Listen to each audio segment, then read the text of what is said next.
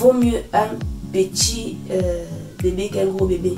Autant vous dire que le pronostic, il était très bon. Il était impeccable. On s'attend. J'ai dit, bah, ça fait pas mal. Et là, je tombais des nues. Je lui ai dit, mais attendez donc, je n'ai pas mal. J'ai géré. J'ai géré. Autant vous dire que les astuces que j'ai prises ont marché.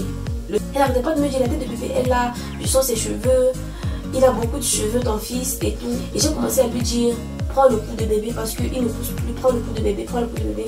Moi, on a dû nous amener d'urgence au bloc opératoire. C'est qu'ils n'ont même pas voulu le faire. Et ils ont refusé. Puisqu'on a attendu près de 10 minutes qu'on vient avec le bébé. Mais rien. J'ai dit, il est comment? Il me dit, il me ressemble beaucoup. Enfin, à lui. Tu te sentais même pas bébé. J'ai cru pendant 6 jours qu'il était toujours là. Toi, tu m'as ruiné. Je pouvais pas.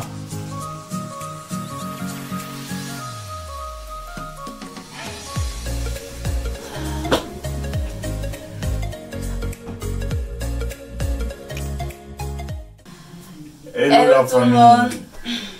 On espère que vous allez bien. Nous, ça peut aller. On est là. Tant qu'on est vivant, ça va. Tant que tu es vivante, ça va. Ouais, c'est vrai. Alors, bienvenue dans cette nouvelle vidéo. Déjà, avant de commencer, avant toute chose, on a été vraiment touchés par vos différents messages. C'est vrai qu'on n'a pas dit les mots, on n'a pas dit les termes, mais il y a beaucoup de personnes qui sont venues nous contacter en privé. Bien avant qu'on ne revienne, pendant notre période d'absence, il y a beaucoup de personnes qui sont venues nous contacter, contacter mes frères, mes soeurs, prendre de nos nouvelles, et c'était vraiment très gentil de votre part. Ça nous a énormément touchés. Dites-vous que c'est grâce à ces messages-là qu'on se devait de faire un retour dans les temps. Parce que si on mettait encore trop long avant de revenir, ça vous aurait inquiété encore plus. Et déjà, au vu des précédentes vidéos que nous avons postées, il y a également beaucoup de personnes qui nous ont contactés en privé.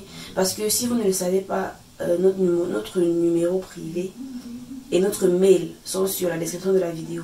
Je ne sais pas s'il y a le contact là-bas, mais il y a le mail. Mais il y a le mail. Il y a le mail. Mais ce que nous écrit par WhatsApp, ça veut dire qu'on a laissé aussi le numéro. Enfin, on a dû laisser le numéro dans certaines vidéos, enfin, pas dans toutes, je crois. Donc, il y a beaucoup de personnes qui nous ont contactés en privé et même par WhatsApp, en mail et même par WhatsApp pour prendre de nos nouvelles et nous apporter leur soutien durant cette épreuve. Et franchement, ça nous touche énormément. Voilà. Je tenais à dire cela avant qu'on ne commence. Donc, bienvenue dans cette nouvelle vidéo, bienvenue sur notre chaîne YouTube, Dior et Boris.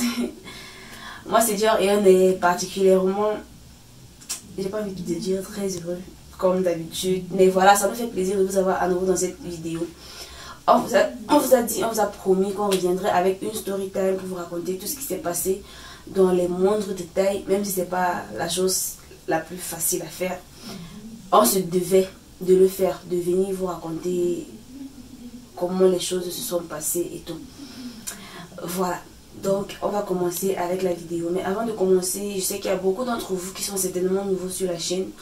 Il serait nécessaire, je crois, de faire un tour sur les anciennes vidéos pour comprendre, quoi, pour être au pas. Parce que franchement, il y a des questions dans les commentaires qui piquent un peu. Il y a des questions dans les commentaires, franchement, qui piquent un peu. Un peu comme dans les précédentes vidéos, on a essayé, c'est vrai qu'on n'a pas dit les termes, mais ça se voit un tout petit peu qu'il n'y avait pas bébé dans la vidéo.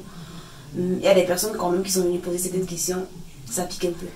Donc voilà, pour éviter de poser ce genre de questions, franchement, on vous invite à faire un tour sur la chaîne, à regarder les précédentes vidéos et à tout comprendre de vous-même. Ça nous ferait beaucoup plaisir. On va commencer avec la vidéo.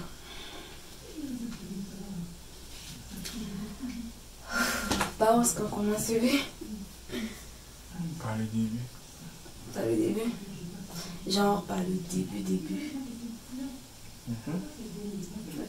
C'est passé comme pourquoi on est allé à l'hôpital? Je pense que je vais commencer par le tout début.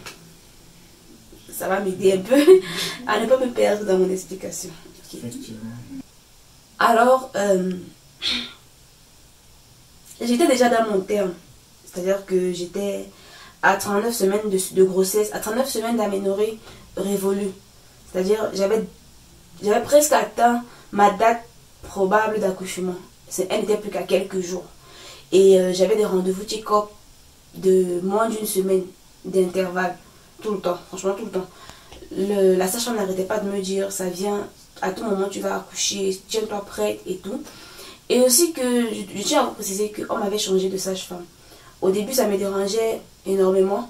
Mais par la suite j'ai réussi à m'entendre avec la nouvelle sage-femme, même mieux qu'avec la précédente. Je me sentais bien à l'aise avec elle, elle était sympa, elle arrivait à détendre l'atmosphère et à me rassurer concernant l'accouchement et tout. Alors voilà, lorsque nous avons atteint le 3e trimestre, déjà pour commencer, je ne tenais pas vraiment à faire une échographie. Dites-vous que je suis à l'ouest et je suis entourée par des mamans qui ont accouché sans jamais faire d'échographie de toute leur vie.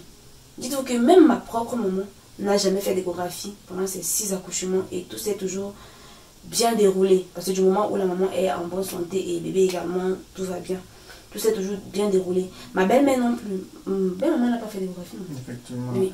On me dirait qu'elle faisait trop, c'était un seul. Un seul échographie. Oui, donc voilà.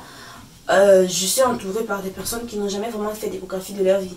Et moi, j'avais déjà fait 3 échographies depuis le début de ma grossesse. L'échographie de mon 3e trimestre aurait été la 4e échographie. Oui, la 4e échographie. Donc voilà, c'était assez difficile déjà de se décider de la faire ou pas. Mais finalement, on a décidé de faire cette échographie. On l'a fait, j'étais déjà dans mon terme. J'étais déjà à 38 semaines quand on a fait l'échographie. On voulait connaître le poids du bébé, tout ça. Oui. On voulait avoir le pronostic d'accouchement, comme on dit. Parce que cette échographie permet vraiment de connaître le pronostic de votre accouchement, si par voie basse il est favorable ou pas, pour que vous soyez préparé psychologiquement à savoir si par voie basse l'accouchement pourrait être compliqué et que vous pourriez finir par faire une césarienne.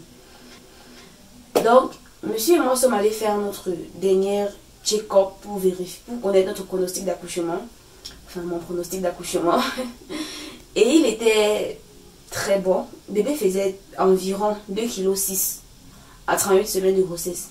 C'est quelque chose que j'avais beaucoup bataillé pour ce poids-là. Parce que mes mamans ont un adage qu'elles ont l'habitude de me répéter. Qu'elles avaient l'habitude de me répéter depuis le début de la grossesse. Vaut mieux un petit bébé qu'un gros bébé. C'est-à-dire que mieux il naît petit et il grandit. Et tu le nourris, il grandit. Qu'il soit gros dès la naissance, parce que faire sortir un bébé gros par voie basse, c'est très compliqué. Déjà que l'accouchement c'est quelque chose de très compliqué, et ça l'est encore plus lorsque le bébé est gros. Et il y a des bébés qui sont vraiment très gros. Et on a beaucoup lutté contre cela. Au début du 2e trimestre, lorsqu'on a fait l'échographie de morphologie, le gynécologue nous a dit que bébé prenait une tournure, enfin que bébé semblait être un gros bébé. Il a commencé à me demander mes antécédents, si mes parents ont fait de gros bébés, si mes soeurs, mes frères ont fait de gros bébés et tout. Ah putain. Alors comme je disais, pendant l'échographie de morphologie, le gynécologue nous a dit qu'il semblerait que bébé soit un gros bébé à la naissance et qu'il fallait qu'on revoie nos antécédents.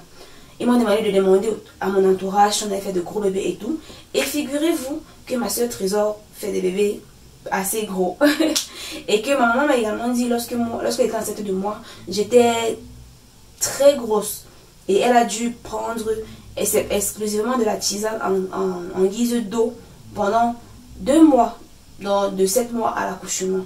C'est ça qui a permis que j'ai 3 kilos à la naissance. Dites-vous que si elle a fait cela et que j'ai quand même eu 3 kilos à la naissance, j'aurais pu avoir beaucoup plus. Donc on a fait notre check-up et bébé avait environ 2,6 kg, ce qui était un véritable exploit. J'étais plutôt très heureuse. Et même ma sage-femme était assez heureuse de l'apprendre. Elle m'a dit, c'est plutôt très bon signe. On a fait un toucher vaginal. On a fait ce qu'il y avait à faire et on s'est rendu compte que j'avais un col, que mon col était mi-long, donc il n'était plus très long. Il était mi-long et il était dur, mais ça c'était pas un problème. Je n'avais pas encore commenté les astuces pour ouvrir le col, donc ça allait encore. Donc mon col était mi-long, il était dur. Et il y a également le fait que mon col, il était médian. Ça c'est ce qu'elle a dit, je sais pas ce que ça veut, enfin je sais ce que ça veut dire, mais je pense que beaucoup d'entre vous vont le comprendre lorsque je dis en ces termes-là. Le col était médian, c'est-à-dire que il était tout droit vers la sortie du vagin. Donc bébé n'allait pas être bloqué par quoi que ce soit à sa sortie. Il allait sortir genre direct. Et il y avait également le fait que j'avais un bon bassin, un bassin normal. Parce qu'elle m'a fait comprendre qu'un bon bassin, c'est un bassin de 10 cm. Il y a des petits bassins de moins de 8 cm. Et ces personnes-là ne peuvent pas donner naissance par voie basse, c'est impossible. Il y a des bassins de 8, de 9 qui peuvent encore passer au cas où on a des petits bébés. Il y a les bassins, le plus large serait de 12 cm. Moi j'avais un bassin normal et vu que j'avais un bébé de 2,6 kg, c'était très favorable pour un accouchement par voie basse. Autant vous dire que le pronostic, il était très bon. Il était impeccable. On s'attendait à ce que tout se passe très bien. Et elle m'a dit mon col il est dur. Elle a dit qu'il faut que je marche beaucoup. Elle a dit qu'il faut que je boive beaucoup d'eau. Elle a également dit quoi? Fais beaucoup de rapports. Oui, ça c'est le terme que je ne voulais pas que ça sorte. Mais oui, elle a dit qu'il faut qu'on fortifie l'enfant. Elle a dit qu'il faut qu'on fortifie beaucoup bébé parce que ce qui fait l'enfant ne tue pas l'enfant. Et qu'à la fin, c'était très bien de le faire. Ça ramollit le col et tout. Moi, je lui ai dit que je suis fatiguée. Le ventre, il est très long, ça commence à peser. Quand je me couche sur le côté, c'est un calvaire pour dormir. Et je ne peux pas me coucher sur le dos parce que on ne se couche pas sur le dos lorsqu'on est enceinte, encore moins en fin de grossesse. Elle m'a dit, essaie donc de faire ça la nuit. Genre, vraiment la nuit. Comme ça va te fatiguer encore plus.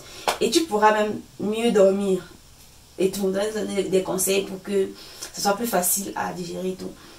Et on a appliqué tout ce qu'elle a dit à la lettre. Quand je vous dis qu'on a appliqué à la lettre, il y a également des conseils qui venaient de vous. Vous m'avez demandé de grimper et descendre les escaliers. Vous m'avez demandé, vous demandez quoi d'autre? Je me rappelle même plus. Ouais. Il y en avait tellement. Vous verrez même dans une vidéo comment on faisait du sport tous les soirs, monsieur et moi. Je grimpais, je descendais les escaliers, on faisait des étirements et tout. On faisait cela.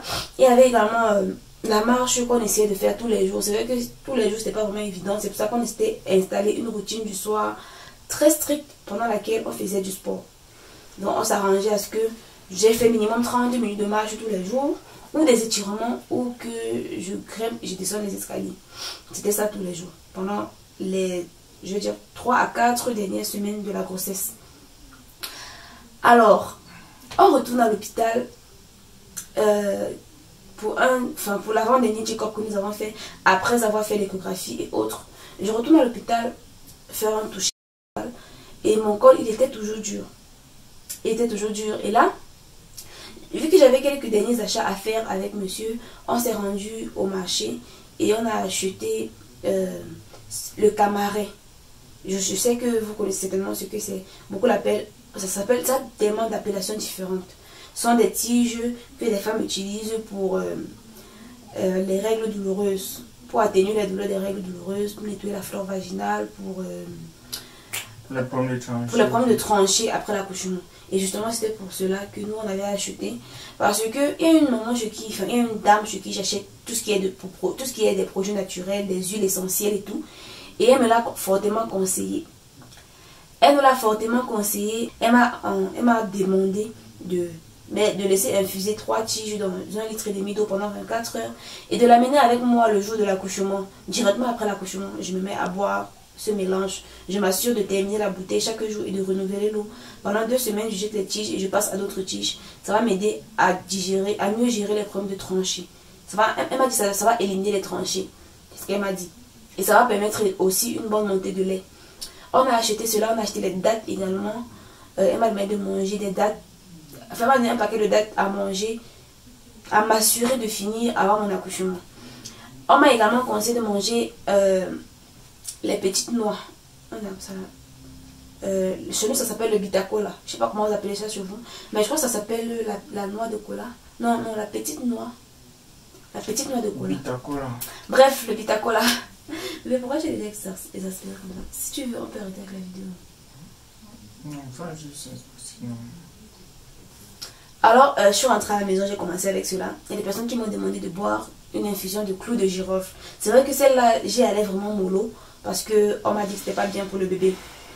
Donc voilà, je commence avec les astuces. Je commence à faire mon nettoyage vraiment de façon régulière. Parce qu'il faut le dire, je ne le faisais pas tant que ça. J'ai donc commencé à faire mon nettoyage de façon régulière avec le gombo et tout, comme vous avez certainement dû voir dans plusieurs vidéos. Il y avait également des herbes naturelles que ma maman m'a demandé de tenir prêt pour boire le jour de l'accouchement. On a fait tout cela. Et lorsque la date du prochain rendez-vous est arrivée, moi j'avais pas trop envie d'y retourner parce que je me disais, enfin la date est proche autant pour moi. Si ça commence, on va à l'hôpital. Si ça commence pas, bah, on va attendre tout simplement. Et dites-vous que ce jour-là principalement, ce jour-là, monsieur avait envie des beignets haricots bouillis. Tu te rappelles, bébé? Monsieur avait envie des beignets haricots bouillis et on s'est rendu dans les environs pour rechercher les bénétariats. On n'en a pas trouvé.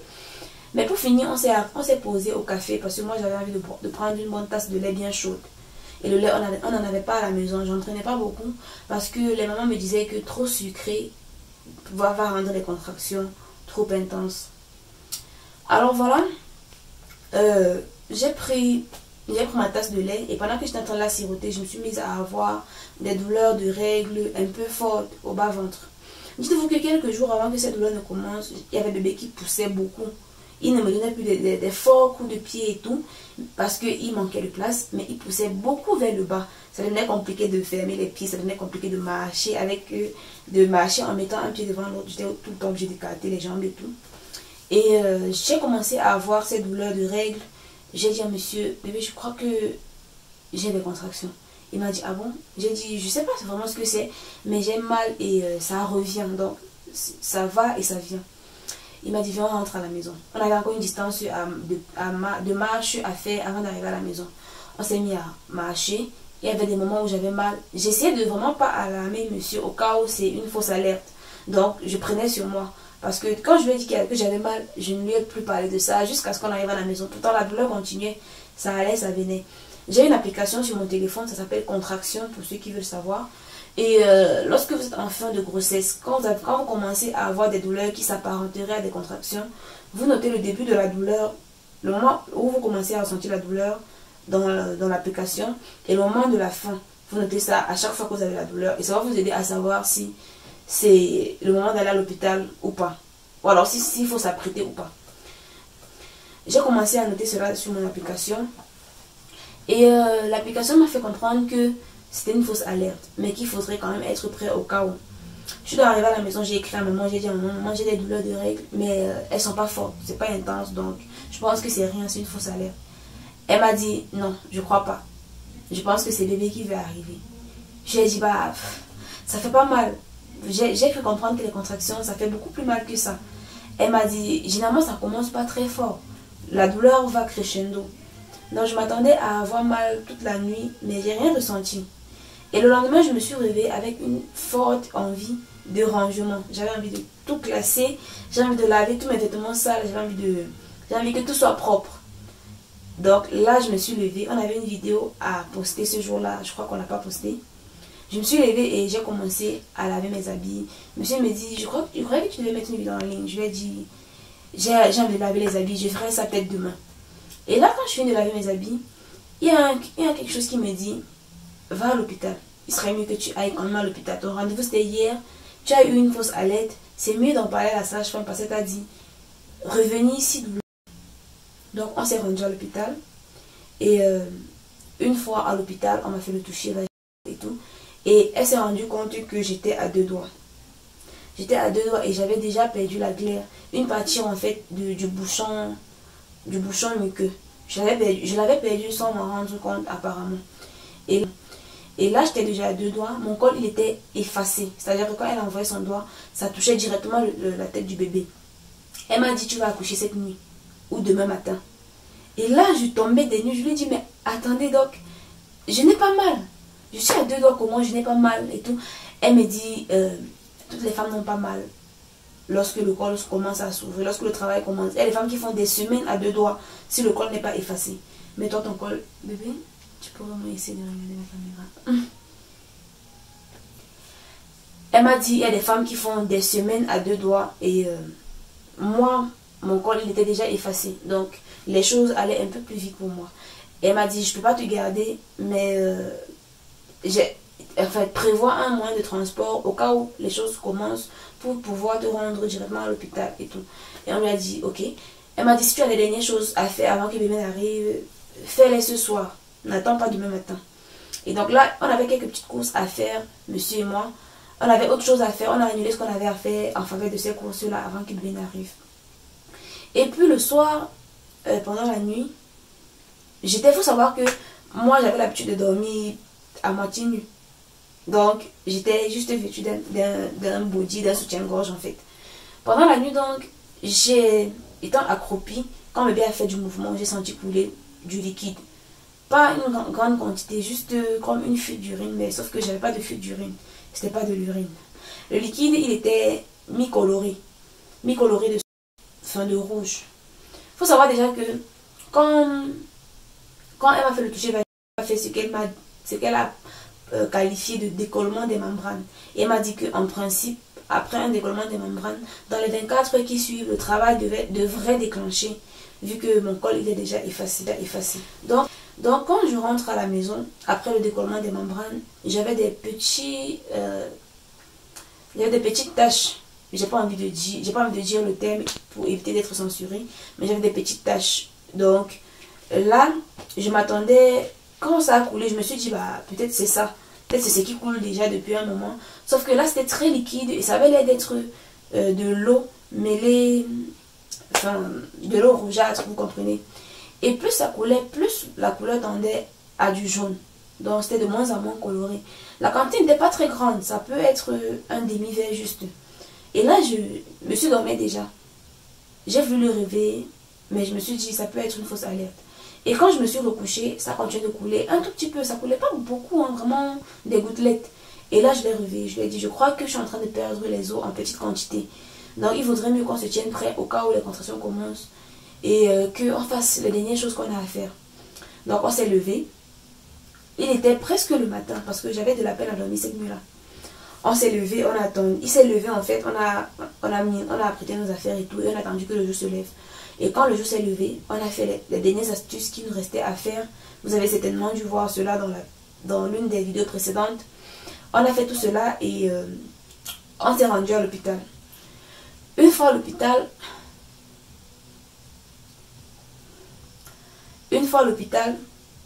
la sage-femme m'a encore fait un toucher vaginal. Et je n'étais plus à 2, mais à un seul doigt. Et là, elle me demande, hier je t'ai demandé de marcher, tu ne l'as pas fait. Et je lui dis, bah si, j'ai marché. Elle me dit, ok, ton col n'est plus si ouvert que ça. Il faudrait que tu reprennes la marche. Et là, je lui dis, hier j'ai fait, enfin je lui explique ce qui s'est passé. Et elle me dit, oui, on dirait que tu as perdu les os en petite quantité. Il faudrait qu'on te fasse une injection d'antibiotiques. Et après avoir perdu les os, on ne peut plus te laisser rentrer. C'est ce qu'elle nous a fait comprendre. Elle m'a dit, on ne peut plus te laisser rentrer. Il faut que je te garde. Il faudrait que l'accouchement se passe dans les 48 heures à venir. Parce que lorsque tu commences à perdre les os, bébé n'est plus en sécurité à l'intérieur. Il faut qu'il sorte. Donc là, elle m'a fait une injection d'antibiotiques. Et elle m'a fait une autre injection en parallèle qui était censée provoquer les contractions. Oui, provoquer les contractions. Donc voilà, elle nous demande on lui a dit on avait des dernières courses à faire. Elle nous dit ok, je ne vais pas vous garder pour la journée à l'hôpital, vous pouvez rentrer, marcher et revenir. Nous sommes rentrés. Et lorsqu'on est retourné à l'hôpital, on a marché. Donc on a marché de la maison à l'hôpital pour franchement marcher au maximum vu qu'elle ne faisait que nous répéter de marcher. Lorsqu'on arrive à l'hôpital, elle me fait le toucher vaginal et je ne suis qu'à 2 cm. Elle me demande est-ce que tu as eu mal? Et non, je n'avais vraiment pas eu mal. Lorsqu'elle m'a fait l'injection, ça m'avait étourdi. Ensuite, j'avais eu des petites contractions à l'hôpital, mais quand je suis rentrée, ça s'était arrêté. Et là, je lui dis non, j'ai pas eu de contractions. Elle me dit oui, ça se comprend, ça se voit en fait, vu que le col il n'a pas continué de s'ouvrir. Mais tu ne peux plus rentrer, vu que tu as commencé à perdre les os. Donc là, elle nous a gardés pour la nuit, elle nous a attribué une chambre et on a passé la nuit à l'hôpital. Monsieur et moi. Donc là, pendant la nuit déjà, lorsqu'on est rentré en fait, elle m'a refait un toucher comme je vous ai expliqué. Et lors du toucher, elle a passé un comprimé à l'intérieur du... Non, c'était pas du pain comprimé, je crois que c'était du gel. Qu'est-ce qu'elle a mis? Parce que c'est toi qui as vu. Dans ton... Oui, dans l'oreille. C'était un fer. Non, non, non, pas là-bas, pas ce jour-là. Le lendemain, avant qu'on ne dorme à l'hôpital. Elle a mis un comprimé sous ma langue, elle a mis autre chose à l'intérieur en bas. C'était quoi? Elle a mis juste au comprimé là, Sous ma langue. sous ta langue. Mais elle m'a dit qu'elle avait mis un truc en bas qui devait accélérer l'ouverture du col. Bon, ce qui ne me rappelle pas. Ok. Peut-être qu'elle a rien mis. Je sais pas. Donc elle m'a passé un comprimé sous la langue. Elle m'a demandé de le laisser se dissoudre sous ma langue. Ça devrait provoquer les contractions. Vu que on avait un sérieux problème de contraction. Là, ça a provoqué les contractions. Ça a commencé très faiblement. Pendant la nuit, on s'attendait à ce que ça augmente, vu qu'en général, les contractions de travail vont crescendo. Mais c'était assez régulier. C'était assez régulier. Ça revenait à moins de 5 minutes à chaque fois. Parce que j'avais mon application, j'arrêtais pas de vérifier. Ça revenait de façon très régulière. Et l'application était en train de me dire, si vous n'êtes pas encore à l'hôpital, rendez-vous à l'hôpital. Donc là, ça me rassurait un tout petit peu. Et puis, aux environs de 21h, les contractions se sont arrêtées. Je sais pas pourquoi. Lorsque la sage-femme est venue dans la chambre, je lui ai fait comprendre que les contractions s'étaient arrêtées. Et elle m'a dit que ça devrait reprendre normalement. Mais ça n'a pas repris. Le matin... On a dormi jusqu'au matin sans que ça ne reprenne. Le matin donc, elle m'a réadministré une dose intraveineuse de ce qu'elle m'avait injecté le matin, la veille. Et elle m'a remis le comprimé sous la langue. Elle m'a dit que ça devrait réactiver les contractions. Et là, ça les a réactivées parce que j'ai commencé à avoir très mal. Et elle m'a dit, il faut marcher. Je marchais, monsieur et moi marchions, on faisait des tours dans l'hôpital. Il y avait une colline. Il y avait une colline, on a fait le tour d'après au moins 5 fois. Et puis c'était compliqué parce que même lorsque je ne suis pas enceinte, la colline là n'est pas facile à monter et descendre. Donc mais vous on l'a n'imaginez fait. pas. On l'a fait. Même toi tu étais fatigué. J'avais mal à la plante des pieds. Mais j'étais obligé de supporter parce qu'il fallait qu'on marche. Ouais, on marchait et puis les contractions continuaient à être présentes, irrégulières et très douloureuses. Mais je gérais. Je marchais là. Les personnes qui me voyaient, je ne suis même pas sûre qu'ils se rendaient compte que j'étais en travail. Donc là, on est retourné à l'hôpital. Ils nous ont demandé de venir avec le petit trousseau de bébé. Je pense qu'on était déjà venu avec la vie. On était venu avec. Oui, là, parce qu'elle a dit qu'en venant, on apporte. Comme elle devait nous garder à l'hôpital. Mais qu'on ne sait jamais qu'on apporte les premières nécessités. Je connais bien les premières nécessités qui était le petit sac de la salle d'accouchement que j'avais prévu à part. On a amené cela. On a apporté cela. Pendant la journée, dans les contractions, on diminue en intensité et en régularité. Elles étaient de plus en plus espacées et moins régulières et moins intenses. Ce qui a commencé un tout petit peu à inquiéter la sage-femme. Parce que elle avait... Et là maintenant, vu que le liquide continue de couler en petite quantité... Ça a commencé à couler parce que tu avais percé la poche d'eau. Ça coulait en intensité jusqu'à ta mis... Avant que ça ne coule, que ça commence à couler, qu'elle ne me pèse la poche d'eau, ça continue de couler un tout petit peu. Mais c'est pas quand tu as mis... C'était quoi? Vous avez la serviette hygiénique. La serviette hygiénique, ça coulait à peine. C'était pas beaucoup. Justement, c'est ça que je suis en train de dire. Ça coulait à peine en fait. Mais ça coulait. Donc, c'est-à-dire que la poche des os était perforée. Et elle m'a fait le toucher. J'étais à 4 doigts, je crois. C'était ça, non? Ou à 3 doigts? 3 doigts. J'étais à 3 doigts, je crois. Et elle a dû percer, on va dire percer la poche des os pour que la tête de bébé qui fait pression sur le col permette que ça s'ouvre plus facilement et que ça accélère les contractions. C'est ce qu'elle m'a dit en tout cas. Pendant qu'elle perçait, est-ce que je vous parle à quel point c'était hyper douloureux. Je ne m'attendais pas à ce que ça le soit autant. Et je me disais que je devais gérer. Oui, j'ai géré. J'ai géré, non bébé. J'ai géré. Est-ce que tu as créé? Tu n'as même pas créé des douleurs. Ouais, j'ai pas créé, c'est vrai. Je suis assez fière de moi pour ça. Donc voilà. Après avoir perforé la poche des os, il s'est écoulé à peu près 4 heures de temps avant que je ne repasse dans la salle. Pendant ces 4 heures de temps, ça a augmenté d'1 centimètre. Le col s'est ouvert d'1 centimètre. Mais les contractions étaient absentes. Enfin, quasi absentes. Parce que parfois ça revenait. Mais c'était très irrégulier. Et là, il m'a dit, on va devoir te mettre sous perfusion d'ocytocine. Histoire de vraiment accélérer les contractions. Parce que là, on a un sérieux problème de contraction. Et c'est pas bon. Le bébé va se fatiguer. Et s'il se fatigue, l'accouchement par voie basse ne sera plus possible. Et là, elle m'a fait la perfusion. On s'est rendu à la salle. Elle m'a dit qu'il fallait que je reste allongée.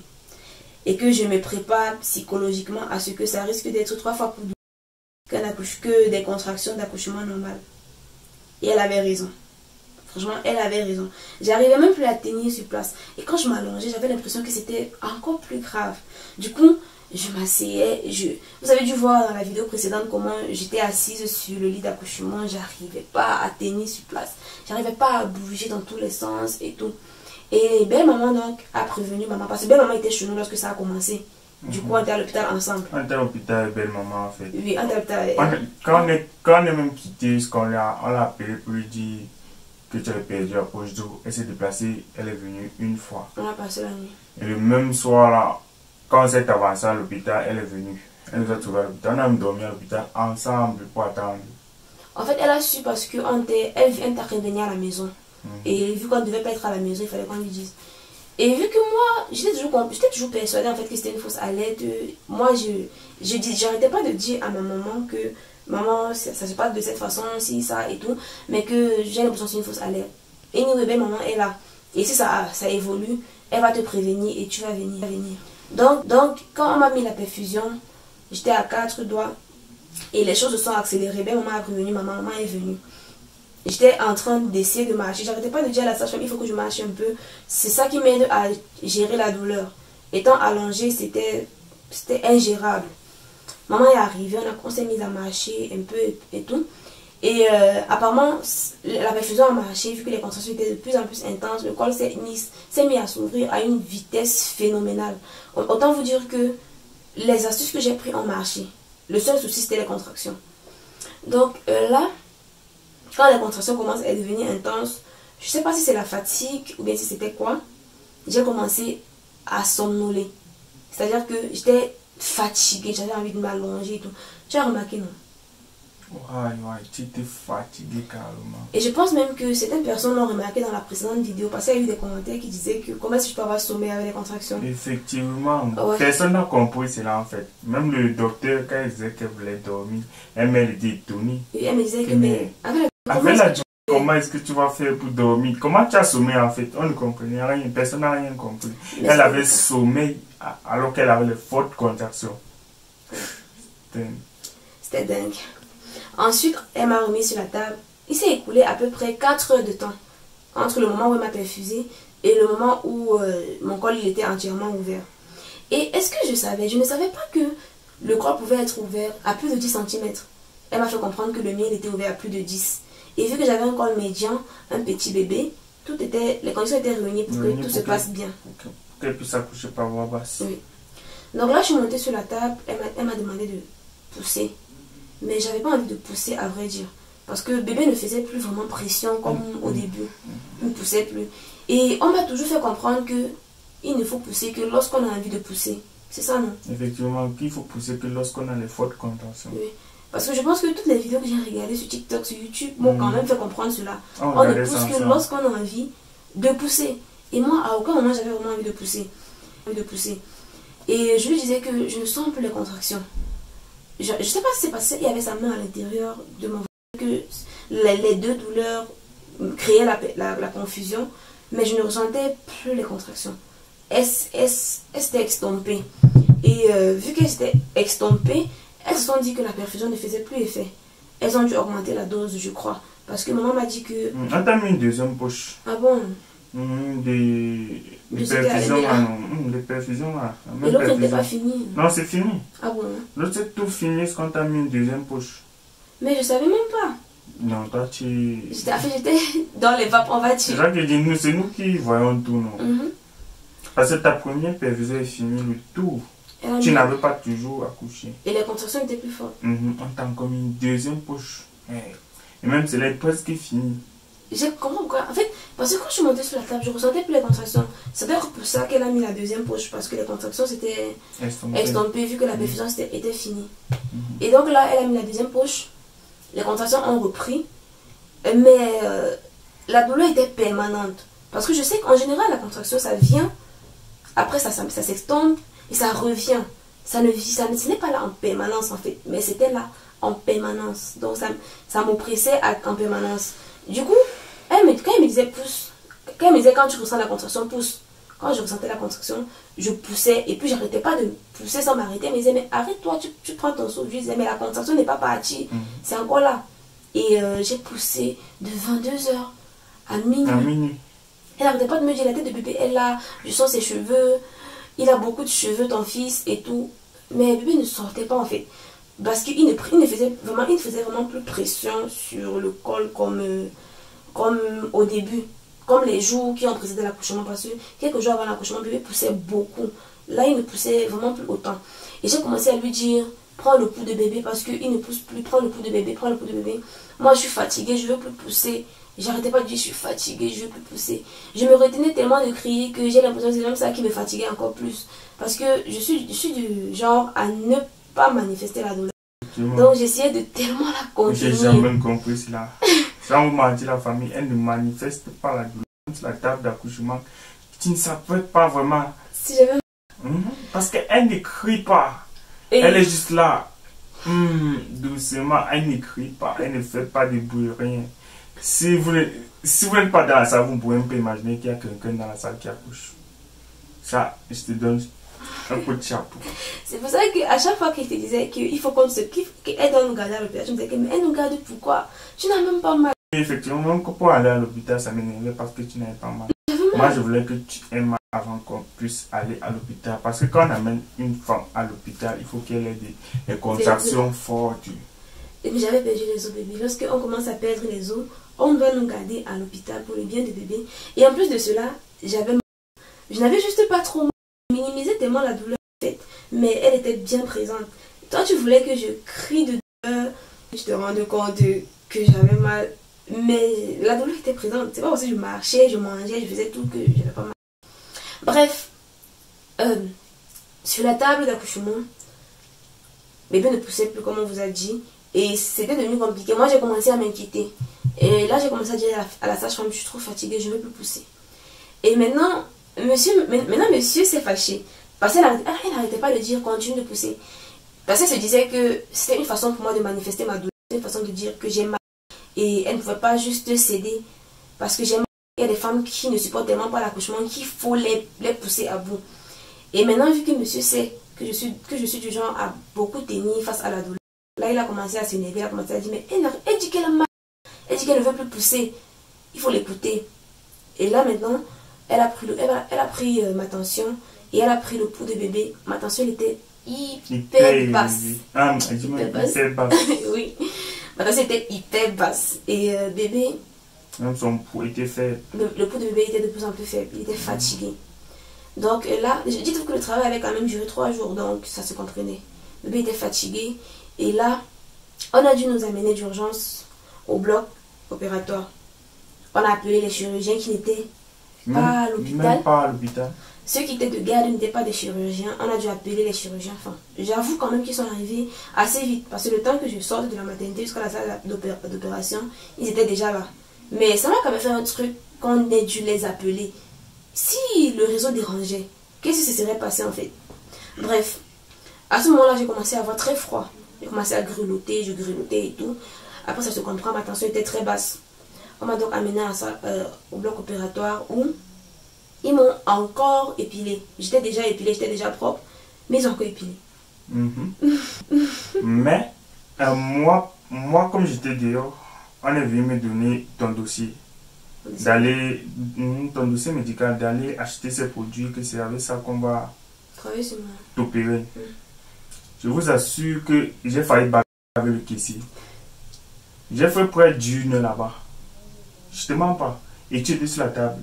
J'ai fait près d'une heure. Je dis que j'ai fait près d'une heure. Au moins 40 minutes là-bas. Il faisait quoi? Il n'était pas là. J'arrive, je tourne d'abord 10 minutes pour qu'il arrive parce qu'il dormait. Il vient, il prend tout son temps, il écrit dans la machine, doucement. Je dis que je suis pressé, elle est sur la table. Il ne me gère même pas d'abord. Il fait comme il veut. Seulement avec lui, j'ai pris près de 30 minutes. Et on attendait. Et on attendait sur la table avec toi. Après, je pars encore à la pharmacie. La personne dort. J'ai encore attendu là-bas près de 10 minutes encore pour qu'il puisse se lever et me servir. Jusqu'à ce que l'infirmière qui était du bloc pour venir dit que non, on donne d'abord les produits avant que je reste gérer la facture. C'est qu'ils n'ont même pas voulu le faire. Et ils ont refusé. Jusqu'à-elle-même a attendu que je gère la facture pour qu'on puisse donner les produits pour qu'elle s'avance avec. Mais je ne savais pas ça. Non, toi tu étais au bloc. Ouais, c'est vrai. Il dit l'infirmier est venu. Ils ont attendu en fait. Ils sont venus maintenant chercher. Il dit qu'on a envoyé une infirmière parce que j'avais tellement duré. On dit que donne les produits avant que tu restes gérer les factures avec lui. Il a refusé carrément que non. Oh. Jusqu'à ce qu'on finisse toute la paperasse avant qu'il nous donne les produits. Ok.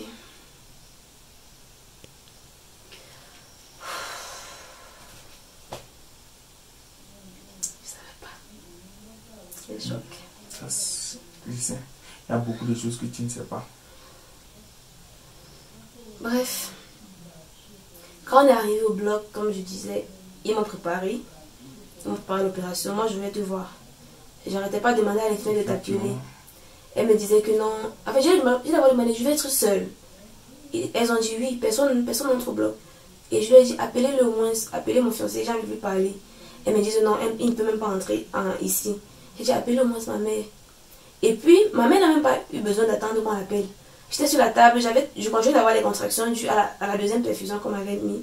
Et j'arrêtais pas de gémir. Ma mère maintenant, de l'autre côté, elle entendait. Et elle est venue me demander, sois forte. Il fallait entrer pour me dire d'être forte, me souhaiter bon courage et tout. Ça m'a un peu rassurée, mais j'avais très peur, j'avais énormément peur d'entrer au bloc sans avoir parlé à Boris. Et là, elles m'ont amenée au bloc. Elles m'ont entièrement déshabillée. À ce moment-là, j'en avais vraiment plus rien à faire.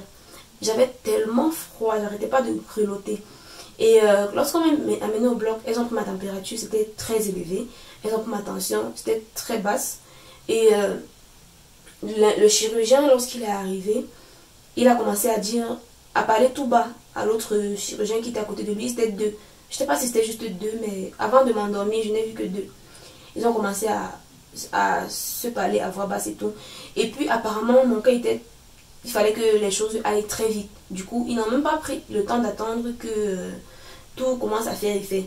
Moi, j'aurais aimé avoir une césarienne à moitié consciente. Genre, pendant qu'on est en train de le faire, je suis consciente et j'entends mon bébé crier, pleurer à la sortie du ventre. Mais apparemment, ce n'était pas possible. Du coup, on a dû m'endormir entièrement.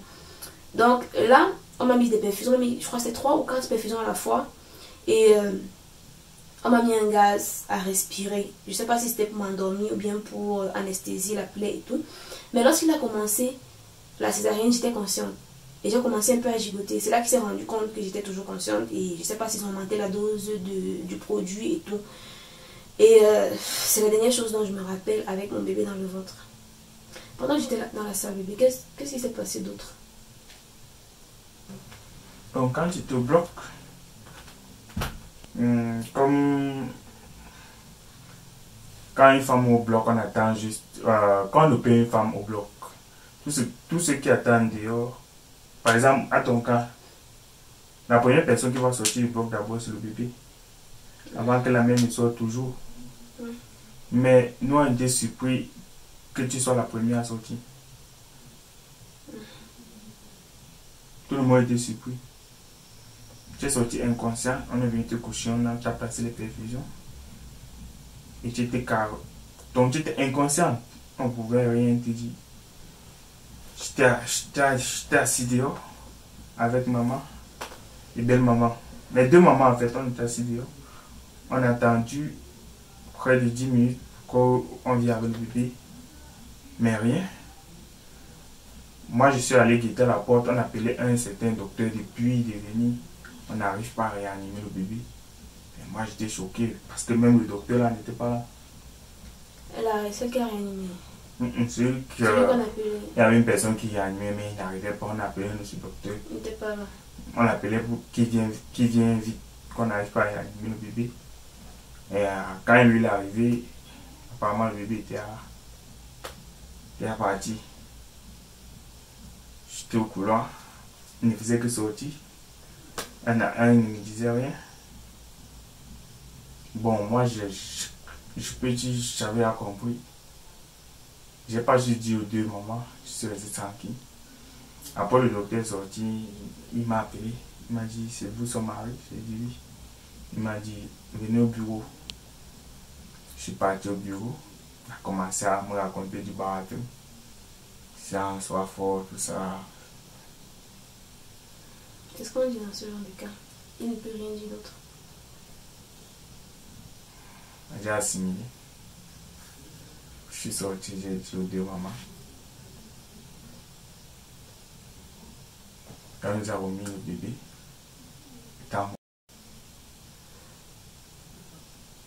même habillé, on ne l'avait pas habillé. C'est nous qui avons fait tout ça. Ouais, on n'habille pas. Il n'habille pas un bébé lorsqu'il ne respire pas. Ah bon? Mais la famille, je pense que cette vidéo est tellement longue. Je veux faire une partie 2.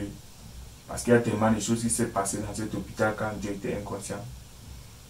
Et je veux le dire parce qu'il faut éviter ce genre d'hôpitaux. Moi, je suis restée inconsciente combien de temps? De ta césarienne jusqu'au matin. Jusqu'au matin? Oui. Oh, c'est long. Tu t'es réveillé le matin. Quand je me suis réveillée, maman était à côté de moi. Oui. La première chose que j'ai demandé... C'est ton bébé. Et je me suis rendormie. Parce que quand j'ai dit ça, apparemment, le produit n'avait pas encore fait l'effet. Effectivement, quand tu as demandé où est ton bébé, c'était à nous deux en fait. J'étais là. Oui, j'étais à côté de toi. Tu as demandé où est ton bébé. Je t'ai dit de dormir. Et j'étais en train de sortir en fait. Parce que je devais partir avec bébé en coca. Je ne voulais pas que tu te réveilles, tu vois bébé. Ah, je me suis rendormie et je suis parti. Quand je me suis réveillée, il faisait déjà soleil. Et là encore, je lui ai demandé, où est bébé? Et moi, j'avais disparu. Elle m'a dit, il va bien. Elle m'a dit, il va bien. Et j'ai demandé, où est Boris? Elle m'a dit, il arrive.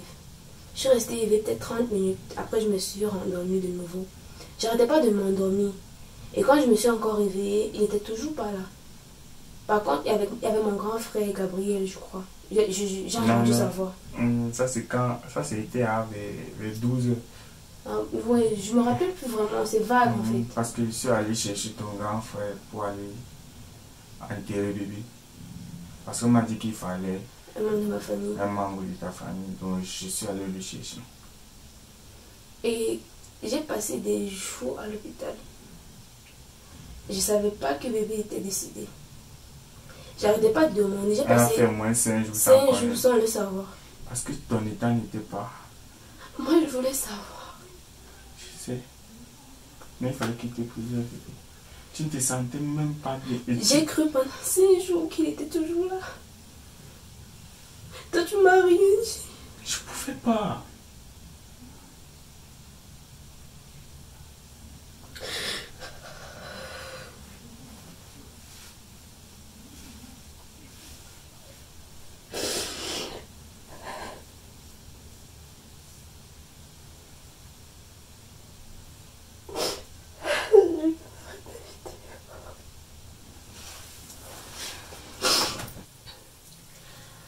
En fait, la famille, vous remarquerez déjà que j'ai tiré cette vidéo de long en large parce que j'arrivais pas à annoncer en fait. J'essayais de fuir le moment où j'allais annoncer le fait que le bébé n'est plus là et qu'on a dû rentrer à la maison sans lui. Non, tu es toute seule. Ouais. Mais il faut bien qu'on accepte que on est rentré à la maison sans bébé. Monsieur a dû, je sais pas, ça a dû être tellement difficile pour toi. Parce que quand je me suis réveillée, je voyais bien que maman n'allait pas bien. Je voyais bien qu'elle avait les yeux rouges par moment. Je me disais que peut-être c'est juste que je lui faisais de la peine. Parce que j'avais fait tout mon possible pour accoucher par voie basse. Donc, et le pronostic il était bon. J'avais tellement espéré ne pas finir au bloc opératoire. Même que là, quand je suis en train de vous parler, j'ai encore la plaie qui fait mal. Quand j'ai pleuré, c'est comme si... Quand je pleure, en fait, c'est comme si ça exerce une pression sur la plaie et ça me fait encore plus mal. Donc, c'était même d'abord compliqué de pleurer mon bébé. Et quand j'étais à l'hôpital, quand je me réveillais, il y avait des fois où j'étais réveillée, j'observais maman, elle ne savait pas que j'étais réveillée, je la voyais triste. Et puis, toi, tu étais quasiment pas là. J'avais l'impression que tu m'évitais. Parce que pendant les 3 premiers jours où j'étais éveillée, je n'étais presque pas vue. Enfin, les 2, parce que après le 3e jour, tu étais là tout le temps. Mais les 2 premiers jours, j'étais presque pas vue. J'ai dû demander après toi, pendant toute la journée, pour pouvoir te voir en après-midi. J'arrêtais pas de demander à maman si je peux pas voir bébé, je peux au moins voir son père, non. Elle faisait qu'il me dit, il était là. Mais il arrive. Je dis qu'il est là. Ouais, elle me dit qu'il doit être dehors. Je dis, mais appelle-le. Elle sort, elle fait genre, elle te cherche. Alors qu'elle sait très bien que tu n'es pas là. Elle revient me dire, il doit être allé à la maison, il revient. Moi, à un moment donné, j'étais un peu vexée, blessée même, de me rendre compte que je sors d'une césarienne, je me réveille, et tu n'es même pas auprès de moi. Il n'y a que ma mère qui est là. Belle maman même n'est même pas là. C'est comme si on m'évitait en fait. Et moi, ça me faisait un peu mal à ce moment-là. Mais je ne pouvais même pas pleurer. J'avais tellement mal à la plaie. C'était comme si mon corps était divisé en deux. J'arrivais même pas à bouger en fait. Ma blessure me faisait tellement mal. Mes veines me faisaient mal. On m'avait mis tellement de perfusions différentes en même temps. J'avais genre 3 perfusions sur la même veine. Ça tapait à l'intérieur, ça faisait mal. Donc là, j'essayais de positiver. Et puis quand ma soeur Suzanne est arrivée avec mon beau-frère et mon grand frère, et belle maman aussi, je leur ai demandé, belle maman avait les yeux rouges et enflés. J'ai pas voulu parler, je me suis dit peut-être c'est parce qu'elle n'a pas dormi. En fait, j'essayais tellement de positiver que tous les signes étaient là, mais je refusais de voir la chose en face. Et là, quand je suis à l'hôpital, quand ils arrivent, je leur demande à eux, ouais bébé, parce que je savais que maman montait. J'avais envie de prendre les réactions de tout le monde et essayer de voir s'il y a une faille à l'intérieur. Tout le monde était suspect. Ma soeur a commencé à bégayer, elle a commencé à dire, tu sais, tu étais très faible et tu ne pouvais pas allaiter bébé. On a dû le mettre en couveuse et comment je vais dire ça, le mettre sous assistance respiratoire et tout le temps que tu te remettes et que tu puisses l'allaiter. C'est passé, le mensonge est passé. Mais elle n'a même pas pu te convaincre. Elle m'a pas convaincue en fait. Jusqu'à elle a dû m'appeler. J'étais pas là. Mais elle m'a appelé disant que je n'arrive pas à trouver les mots pour parler à ta femme.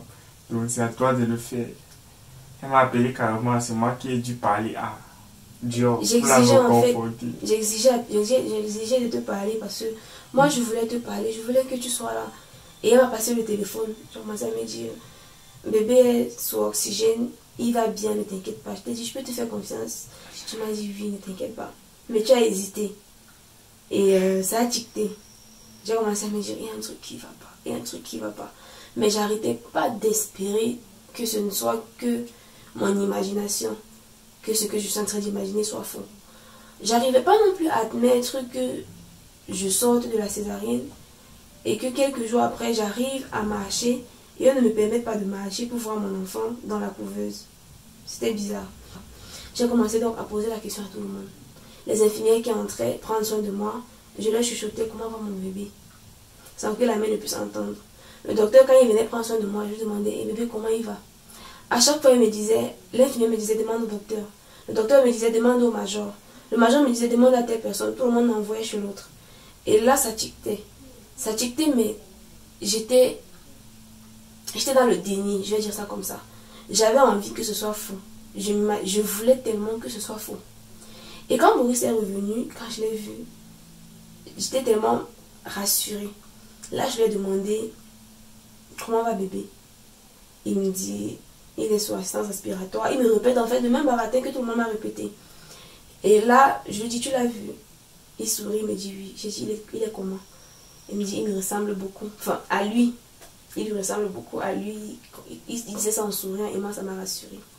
Je l'ai regardé dans les yeux, il m'a regardé dans les yeux, il a souri. J'étais rassurée. À ce moment-là, je n'imaginais rien du tout. Et maintenant, quand j'y pense, j'imagine pas à quel point ça devait être douloureux pour toi de me regarder dans les yeux et de devoir faire semblant alors que tu étais en deuil. Et ça devait être aussi tellement douloureux pour toi d'imaginer le moment où je vais l'apprendre. Ça n'a pas dû être facile. Maman m'a dit que lorsque je suis sortie du bloc opératoire, tu es venue te rassurer dans la chambre que j'allais bien et tu es retournée te tenir devant le bloc en attendant qu'on vienne avec bébé. Quand elle m'a dit ça, j'ai fondu en larmes. Et les jours ont passé. Je continue de lui demander comment va bébé. Il est toujours sous oxygène. Il n'y a pas un délai parce que je savais qu'il y a un délai quand bébé ne reste.